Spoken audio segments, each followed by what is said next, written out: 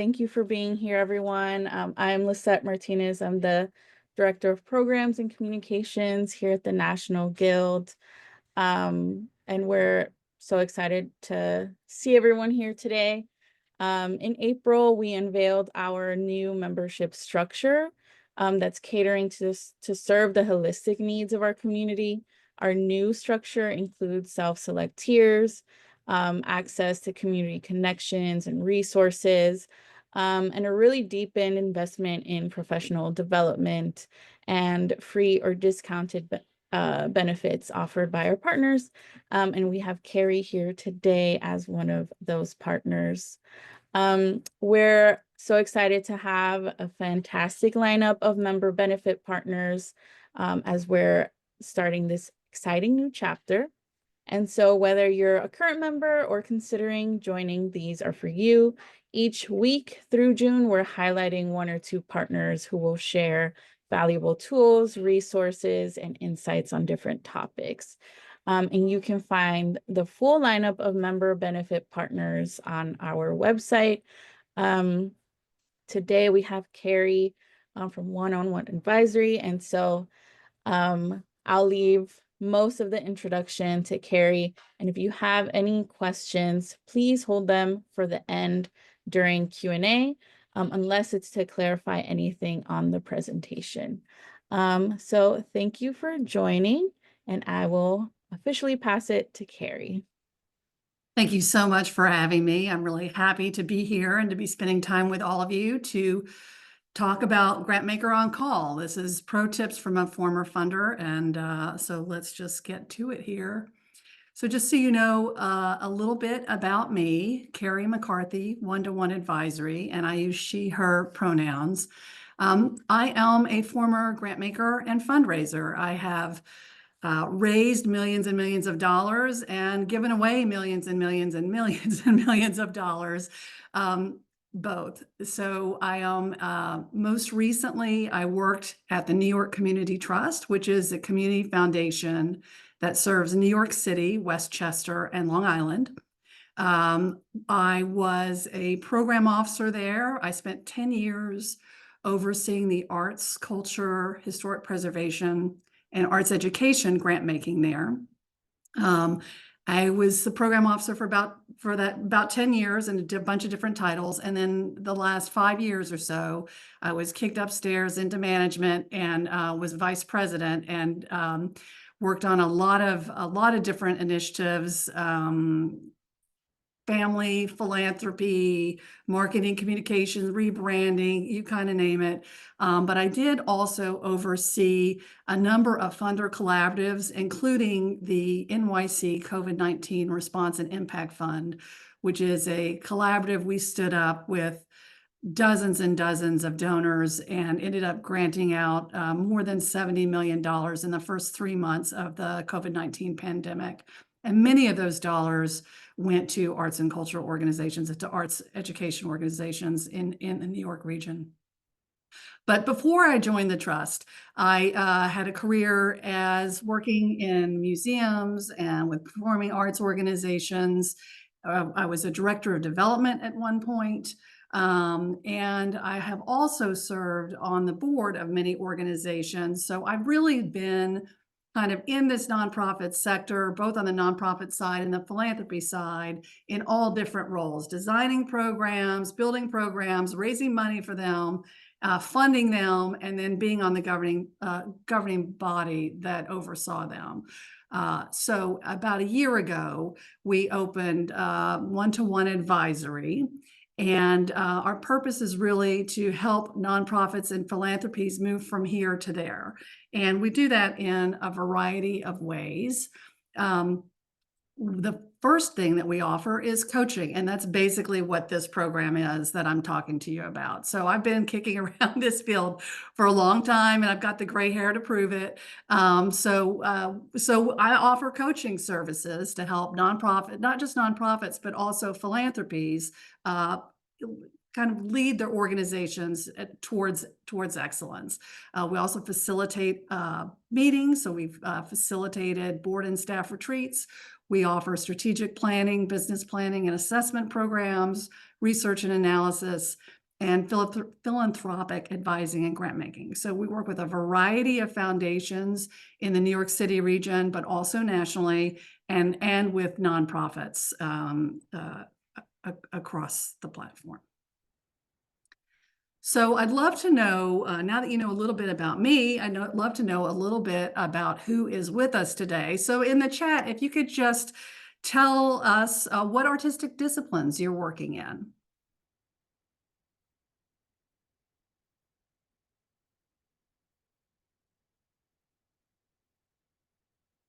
All right, well, I'm going to assume we've got folks that are working in the community music schools, with arts museums, visual arts, terrific, performing arts.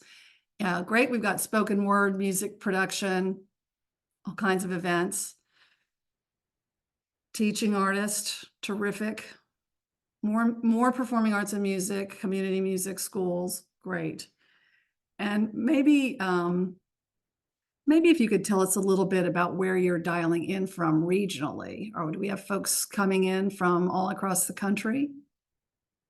Are there geographic specificities we need to be thinking about in our conversation? Oh, terrific. We have Arizona, Lynn, Massachusetts, Delaware, New York. Great. All right. You may hear a little bit of a twang in my voice. I hail actually from the southeast corner of the United States, but I've been in New York for a long time. Great. And then love to know a little bit about your role in your institution. So I know we've got some teaching artists and arts administrators on the line. Thank you for sharing that. Any other roles we need to be thinking about? Okay. Great. Well, thank you for sharing that. So let me tell you about the Grantmaker On-Call program and just give you a quick overview, and we'll revisit this in more detail later on. But basically, Grantmaker On-Call is it's a coaching program. So you get essentially personalized coaching that meets you where you're at. So you send in your case statement for your own particular project that you're trying to raise money for, and a project budget, and then a copy of your IRS 990 tax filing, which we can also access on GuideStar. And then once I've had a chance to review all of that information, then we'll set up a personalized one-to-one coaching call. It's essentially going to be a 30-minute Zoom call, and we will go over your materials, and then and I'll give you some pro tips for how you can strengthen your narrative and financial presentations to really increase the odds of success going forward. So you may be asking yourself, does Carrie, how do I know if Carrie really knows anything about anything, and if this is actually worth it, or maybe this is just another like nonprofit stupid scam? Well, I'm going to drop some truth bombs on you, give you some of my personal tips and favorite aphorisms, and just to give you a little bit of a sense about what it is, who I am, and where I come from in terms of my philosophical approach to the work, and really, I should say, pragmatic approach to the work more than anything. And so you'll get a better sense about whether or not this is something that you want to do, and this will hopefully, our time together right now will hopefully be helpful to you. So I'm going to start just with some of my favorite aphorisms, and some of them are super obvious, but you would be surprised how helpful they really can be to remember. So the first one is that the number one rule of fundraising is if you don't ask, you don't get. Now, in my time working at the foundation, you would be maybe surprised to know that we received a number of letters where people sat down, they spent a lot of time writing these letters, and they would lay out all the wonderful things about their program, but they would not actually ask for anything. They wouldn't ask for a grant. They wouldn't ask for money, a certain dollar amount. They wouldn't ask for support for a particular program. It was just sort of like, here's this cool stuff. And sometimes that was all you ever heard from them. And so we always tried to say, thanks for your letter. But if you don't, but that was essentially all. There was no call to action for us. So if you don't ask, you will not receive, is thing one. I would say thing two is, how do you eat an elephant?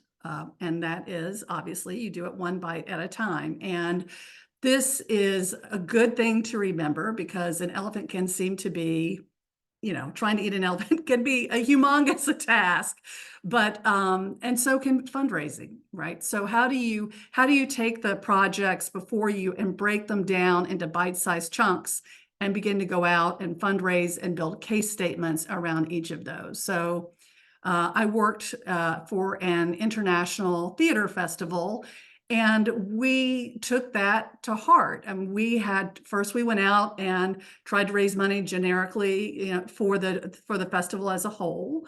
And then we broke it down into pieces. So maybe we could find somebody who would support bringing the French company over. So who were the people who really cared about French theater or French culture in New York? We asked them to support that one particular component, and we did the same thing with all of the different the regions of the world. We also broke out the fundraising around different types of activities we were doing. But it's always a good thing to remember if you're starting to get a little bit overwhelmed. The best thing to do is to just sit down, is to basically make a list and just start working your way through the list. And then the best one is, I think, this is my personal favorite, is to underpromise and overdeliver. And as a program officer, that is really one thing we tried to do to our bosses, to management, and to the board. We wanted to, because we, as a program officer, right, it's not your money. You're making recommendations for how the funds will be expended. And when you go to the board and you basically are asking for permission to spend the money on the particular objective that you have, you really don't want to overpromise, because when the reports come in, we always had to basically diagnose if a project met its goals or not. And we did share those analyses with the board, so the board would know what were the projects that we as a foundation funded that were successful. What were the ones, I should say, what were the ones that met the goals? What were the ones that failed to meet the goals? And what were the ones that were extraordinary, that were above and beyond? And so if you under promise and over deliver, you're more likely to be in that extraordinary category than if you under deliver on what you said you were going to do. So, if that means, you're going to do 4 workshops for teenagers, maybe you write your grant proposal for 3, and, then you can report out that you did 4. And you just really don't want to be on that list of failed projects, right? And now, as I say that, I recognize that a lot of times things happen outside of the control of a particular nonprofit. So, it may be that, I don't know, federal policy or municipal policy changes, and that prevents you from being able to achieve your goals. And if that's the case, then there's really, it's not your fault, right? Like, that is truly not something you can control. And that is, there's no harm there. But in general, under promise and over deliver. Okay, so let's talk about the fundraising dues. Every proposal really should address the 5 W's, and that's who, what, where, when, and why. So who are you, and who is benefiting the program? What is the program that's going to happen that you're fundraising for? Where is it going to take place? When is it going to take place? And why? Why are you doing this? Why this particular thing? Why are you doing it now? And why are you the entity, the nonprofit that is poised to do that, best positioned to do that? So I'm going to just read you an example of a paragraph that I think addresses those 5 W's. And you really should be able to summarize this in the opening of your proposal. So in this particular example, I'm going to give you, here we go. Carey's Community Music School in the South Bronx seeks $50,000 for our teen music program in the 2025-26 academic year. 50 teens will receive 100 hours of instruction across 9 months and participate in orchestra, jazz ensembles, and perform at 3 spring community events. This work is needed now because music is missing from the schools in our community, and because we know that participation in music programs leads to higher levels of educational attainment and provides the skills of persistence, practice, preparation, and teamwork required for successful careers in college. Okay, so that is my example. I'd love to open this up and see if somebody else has something they'd like to test out to see if their blurb in their next grant proposal hits those 5 W's. And if people are shy, that's okay. We can move along, but you know, sometimes interactivity is good in these things. So does anybody want to chime in? Feel free to unmute yourself or put it in the chat if you'd like to interact.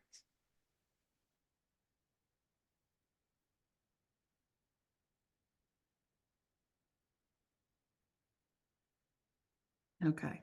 Well, it may be too big of an assignment for this particular moment. Lisette, do you think we should move along or give it another moment? I do see, I think Anu wrote in the chat, as COVID changed in-person attendance for programs in at-risk populations, even post-lockdown. Anu, I don't know if you want to. There you go. It was just commenting on the last statement about outcomes and what we were, that was unpredictable. There was just so much sickness still happening that certain populations couldn't get to in-person programming. But no, this is a really good list, and I would I don't have one of my proposals ready, but I can pull one up or something a little later. That's fine. Sorry. No, it's all good. It's all good. Okay, well, let's keep moving along here. And there'll be, if this is the kind of thing, I should say that if you also decide you want to sign up and participate in this particular coaching program, we'll be looking at your proposals to basically see if you have those 5 W's in a clear place, easy to find. That's really important for program officers to have this stuff in places that are super easy to extract. Okay, so in terms of other fundraising dues, always be sure to do your homework and apply only if there is a fit. You really should follow the grant guidelines and answer every question that is asked of you, attach every attachment, including a detailed project budget. It's really important to be specific, to be realistic, to be clear and concise. And I'll say that you do get bonus points here if you connect to a larger story or need that you are addressing. So, for example, when the Me Too movement was really in the news, it was great when we got a fundraising proposal from a theater group, a theater or service organization that wanted to develop a program for intimacy coordinators in theater. It was timely and really connected to what was something that was a larger issue. It was just great. Because we could really felt like we were doing something responding to Me Too in that moment in arts and culture. Or another thing was when we had in New York City, we had a mayor who took universal pre-K as was his big signature achievement that he wanted to make happen, and new funds were coming down to make that happen. And so it was great when we were getting proposals to work with pre-K populations to try to actually to train teaching artists to integrate arts and culture instruction or arts instruction into the pre-K teacher training. So because it wasn't a part of their training. And so that was kind of that was a systems change, and it was being responsive to what was really something that was really important in New York City at that time. So when you can make those connections, it's really great. And then I would say, I'm sure most people, know about this, but a lot of foundations are pretty fickle. They don't necessarily fund over the long term. Now, certainly that's starting to change a little bit. There are a number of foundations that have embraced the principles of trust-based philanthropy, and they're providing general operating support to a group of sort of trusted groups and cohorts of nonprofits. But by and large, program funding is a dominant thing. And so when you're dealing with donors that fund that way, they don't necessarily want to be in it for the long haul. And even when I was at the New York Community Trust, the Community Foundation, the donor advised fund half of the business. All those grants were essentially general operating support grants. And so the program half of the business, they used their grant making to make more targeted strategic philanthropy investments in clear projects with the beginning, middle, and end. And so because there was an end in sight, they were always, we at the foundation and many foundations out there really are looking for there to be a sustainability plan that that will ensure that a program that a donor invests in on the front end will continue to exist once the term of that funding ends. And so a way to think about these kind of programs and to understand how funders think about these is really, they want to help start something or pilot something, then they want to help you kind of build it out and get it going and sustain it over the time. And then they will exit from it, or they may even fund to close the program down. But there's clearly a beginning, middle, and an end. And we all want your programs to go on for as long as they're necessary. And so it's good to think about what sustainability is going to look like for you and to be able to articulate that in your proposals. In terms of fundraising don'ts, don't use jargon, don't use insider language. Use common everyday language that, when you're talking to your grandparents and trying to explain what it is you do for a living, use that kind of language. It may feel like you can use shorthand language with a program officer who's working in your space because, you kind of assume that they know your business. But that's not the case at every foundation. I mean, a lot of foundations, there are generalists that come in, or there may be somebody who's done a lot of work in human services, and then they're asked to step in and run an education program or look at arts and culture program. So you can't really assume that folks have the same insider knowledge that you do. So it's really important to use language that is accessible, so that no one feels like an outsider or that they've somehow been excluded in your proposal. And you also don't want to make them feel stupid if they don't, they may not know about a particular art movement or whatever that you're teaching. The other thing is to avoid hyperbole.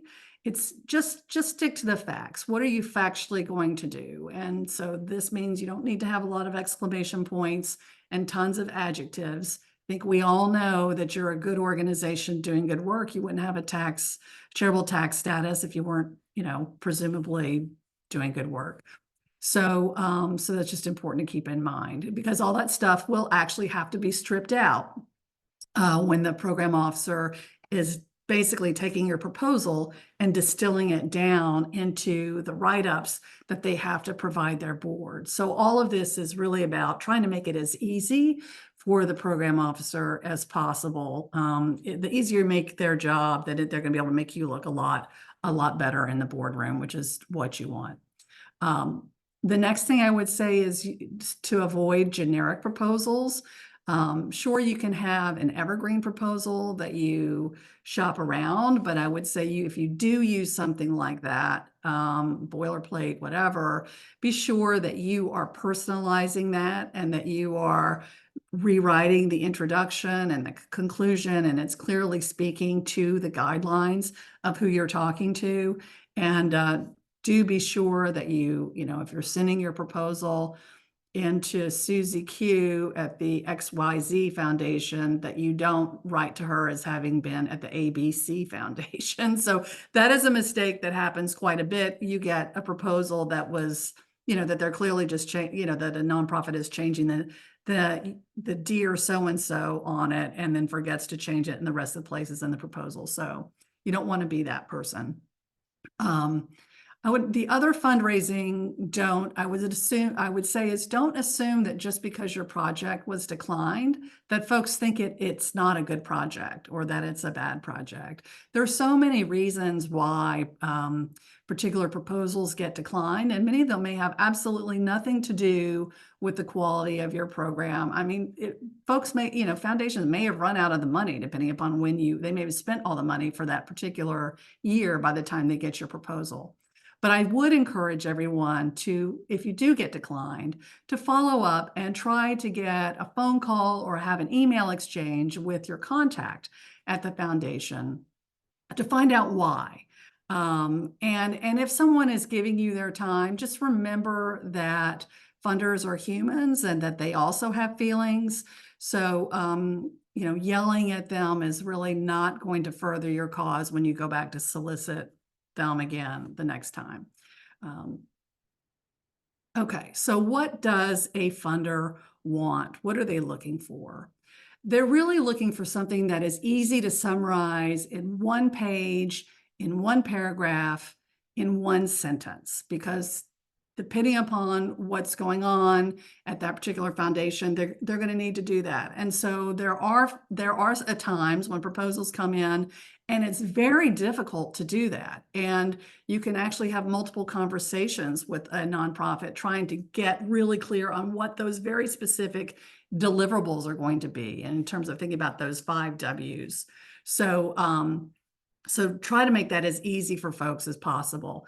And your proposal should have a problem statement in it. What is the thing that you are trying to address in the world? So in the example I gave you earlier, I was trying with my community music school, I was trying to address the fact that there was very limited, if not any, music classes offered in the schools in my community. So the more specific you can be about that, the better. They also are going to want to know what are the qualifications of your nonprofit in terms of your ability to solve that problem. And they're going to be looking for specific activities in a specific time frame. You should have a budget that notes where the funding is coming from for that particular project. It's great if you note if the funding is confirmed or if it's projected. If you just say, I've got $50,000 from foundations coming in, I mean, that's nice, but program officers are still going to be following up to find out which foundation is it, do you have your proposal pending yet? When do you expect to hear all that kind of stuff? So if you can just go ahead and put that down on paper, that's one less conversation that you have to have with them.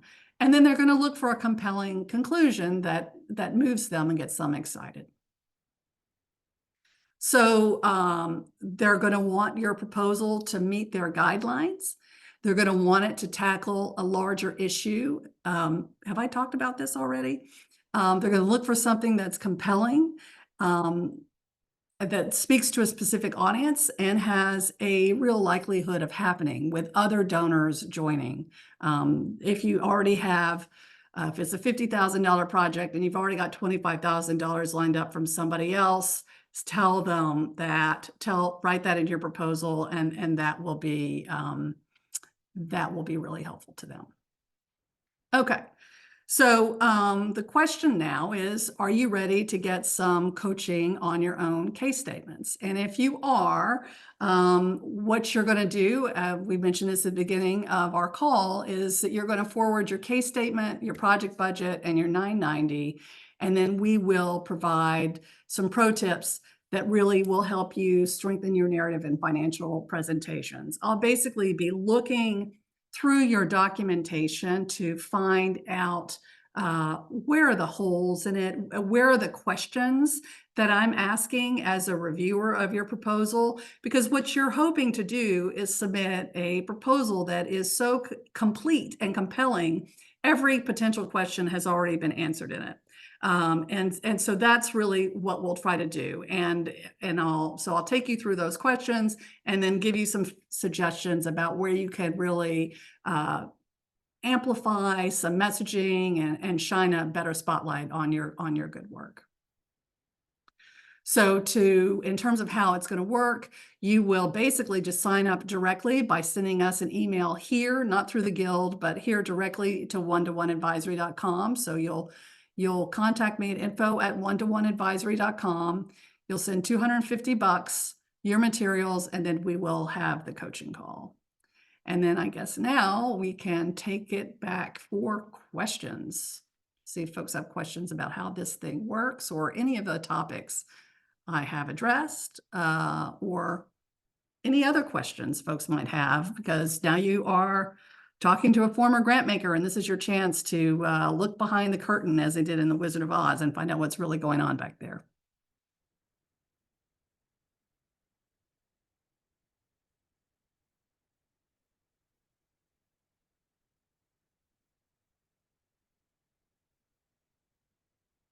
Okay, it's a quiet little group today.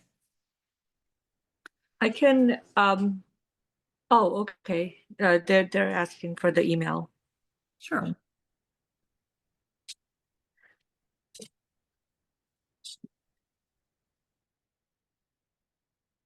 Okay, so how do you go about researching potential grants? Well, one thing I always liked to do when I was a development director was to identify who are my peers or, quote unquote competitors, right? Like who else is in my business, in my town, doing this kind of work, or not exactly what I'm doing, but similar kind of work, and trying to see who funds them, right?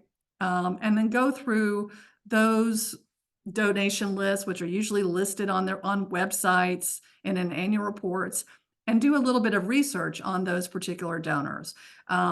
You can go to the foundation directory through the Foundation Center, et cetera, Candid.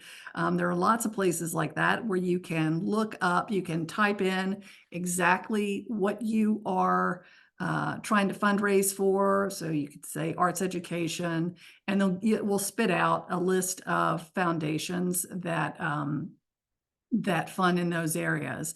And then it's really up to you to then try and go and see what you can find out about these foundations to find out what their guidelines are. So if they're large enough and if they want you to know, if they want you to apply, most foundations will have websites and you can see exactly what they fund, and they share lists, and you can see if you're in the guidelines. Some foundations fly pretty much under the radar. You can look them up. You can always look up their 990 filings through the IRS database, through Candid, and you can read their tax filings and see exactly what they're funding and how much they're funding. And sometimes those tax filings will actually include copies of their grant guidelines, or so that's what I would do.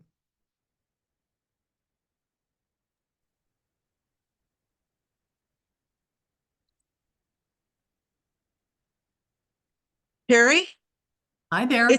it's Leslie Jones from FMDG Music School. Just a quick question about the landscape we're all facing now, especially when it comes to things like diversity, accessibility, all of those hot button issues. what are you advising with a lot of what we are hearing is don't say those things in your proposals, don't do this, don't do that. And, for some of us, we have to say that because that might be, in my case, uh, we're an organization that we work with disabilities. So, w- any thoughts on that?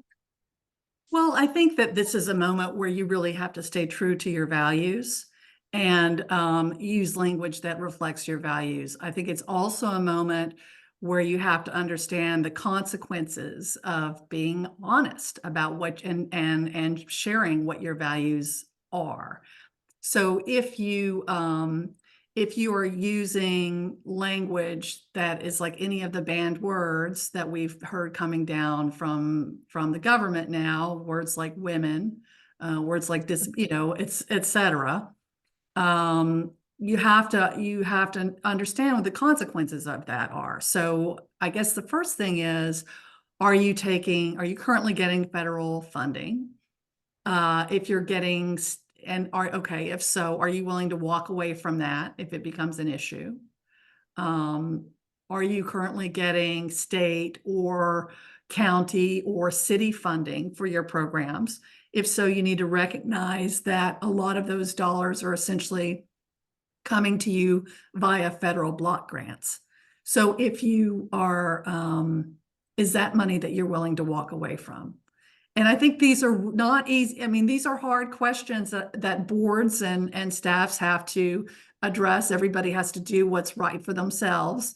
But if diversity, equity, inclusion is core to your work, and you believe that you need to talk about it, then by all means, you should talk about it, but just be prepared for what may be possible.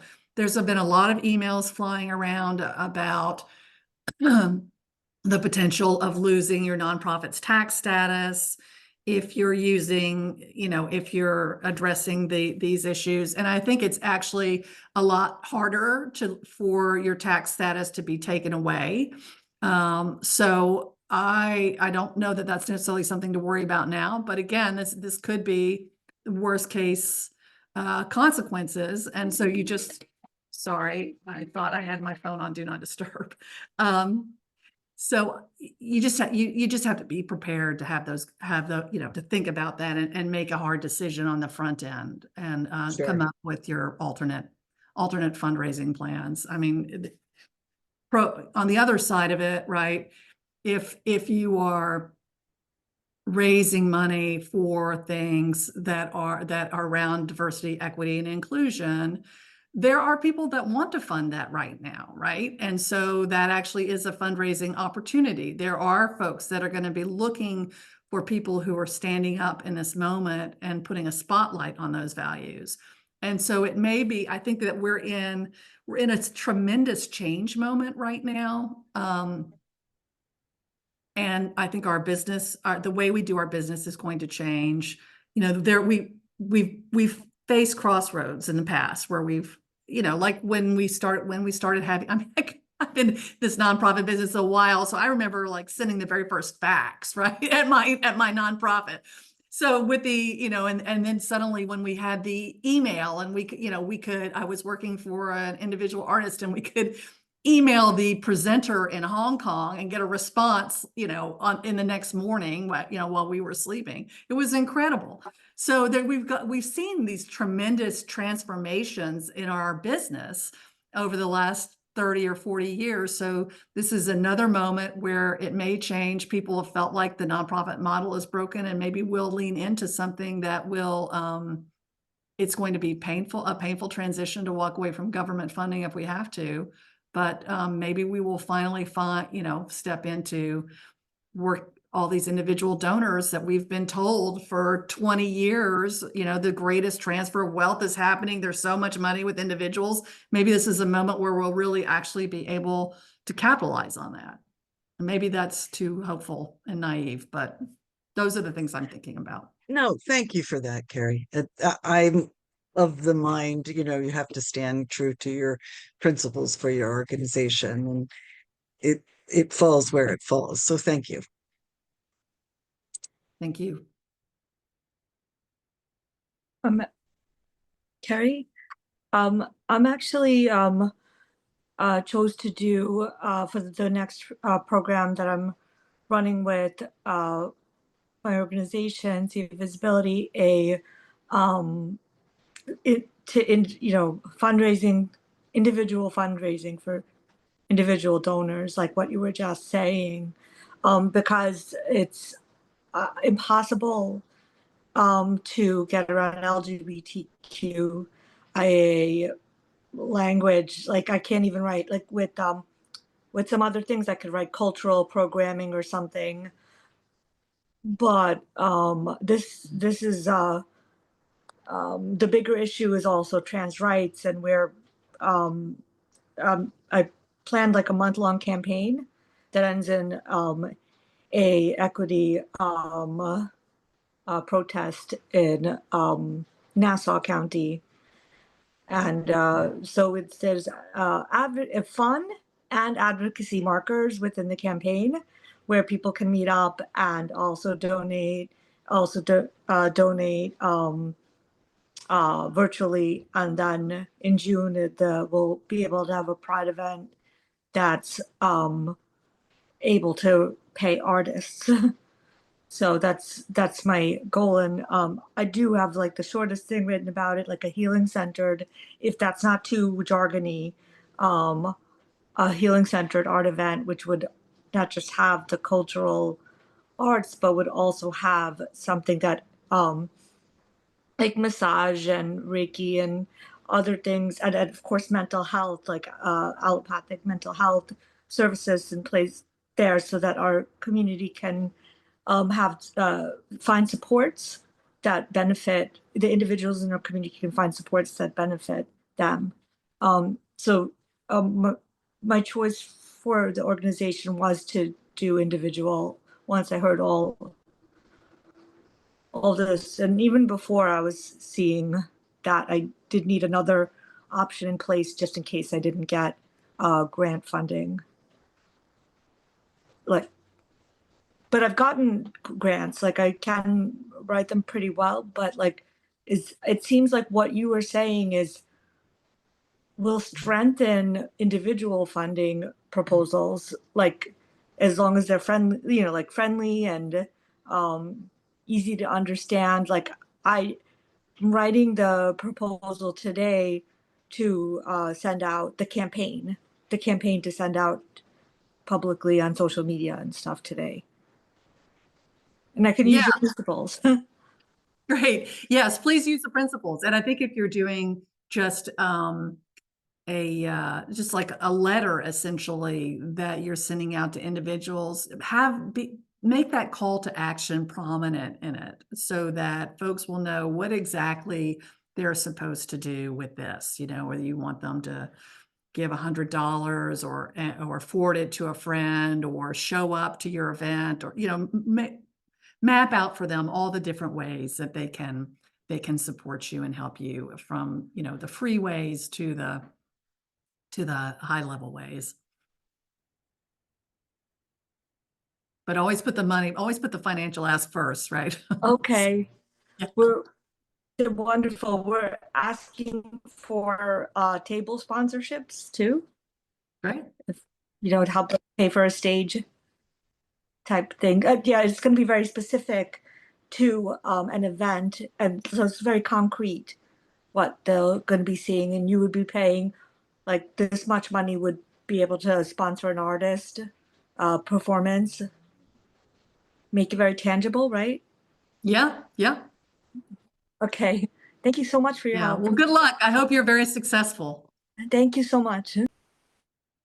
Thank you for sharing that. You're welcome.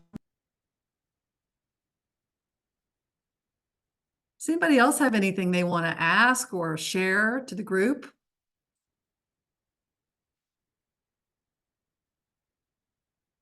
Okay, well, I am glad that you all are successful fundraisers and you're going to go out there and raise more money from other grant makers.